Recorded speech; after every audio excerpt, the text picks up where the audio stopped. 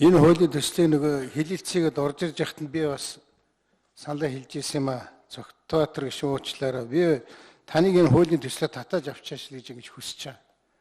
Одоо тэр нэг үндэсний хүний эрхийн үндэсний комиссын гишүүн баахан сүр болж байж нэг баахан амтэн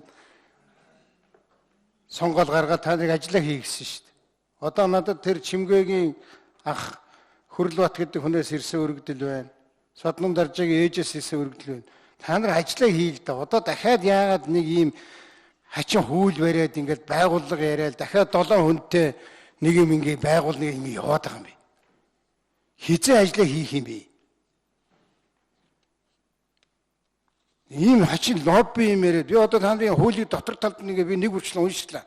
Ийм хууль гэж байхгүй заа юу. Давхардсан байна.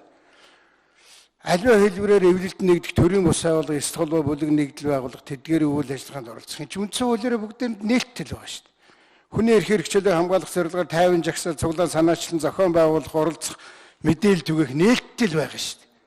Үндэсний улс гадаад улсын бүс нутгийн эсвэл олон улсын байгууллага сүлжээтэй харилцан хамтран ажиллах энэ гадаадынхантай хамтран ажиллахыг хүлчилж яах гэж байгаа Монгол улс.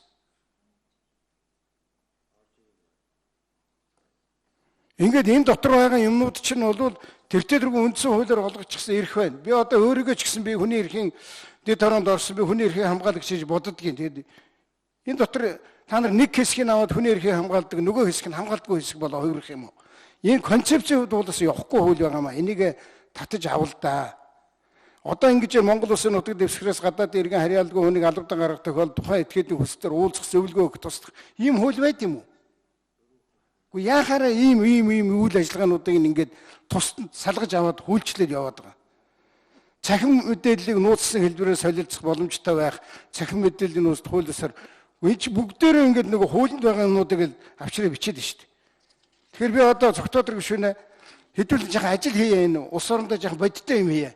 Энэ байгуулдаг нэг 7 хүн дахиад та нар одоо нэг 7 хүнийг сонгох гэж би одоо тэмдэглэсэн байна. Хараа. Энэ 7 хүнийг сонгох гэж хэдэн хуудасаас ярьшил байна шүү дээ. Одоо дахиад нэг 4 хүнийг нэрийн дэвшүүлээ сонгоно Монгол комисс байгуулад. Тэр үндэсний комисс сонгоно. Болоо ажиллаа хий. Тэр Чимгээ Содном Даржаа нар гэдэг ингээд улаан цам хүний нүдэн дээр хидмэгчсэн хүмүүсийн эрхийг хамгаалаад өгөлдөө. Та нарыг тэгж энд зөндөө юм болж иж өдөр сонгоо үзтээ.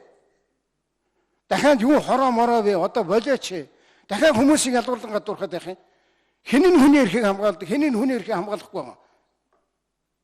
Бодтой ажил хий. Энэ хуулиа бол татаж аваа. Энд чинь дахиад нэг 7 хүнд мөнгө төгрөг өмгөөлөгчтэй